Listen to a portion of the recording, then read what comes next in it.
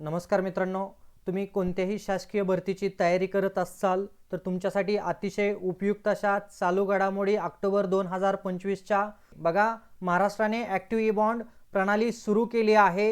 ही प्रणाली कोणत्या व्यवहारासाठी आहे? आणि करेक्ट आन्सर आहे निर्यात आयात व्यवहारासाठी ई बॉन्ड सर्व्हिस सुरू केलेली आहे। पुढचा प्रश्न बघा तुमच्या समोर आहे, पुढीलपैकी कोणत्या राज्यापैकी एक आहे ज्यात सीएनजीच्या किमतीत वाढ करण्यात आलेली आहे? आणि ते राज्य बघा कोणते? महाराष्ट्र राज्य।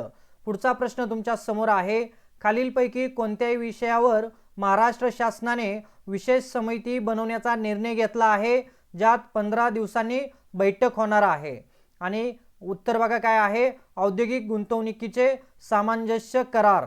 पुढचा प्रश्न बघा तुमच्या समोर आहे, महाराष्ट्रातील UDID म्हणजेच युनिक डिसेबिलिटी आयडी अर्ज प्रक्रियेत सध्या काय समस्या आहे?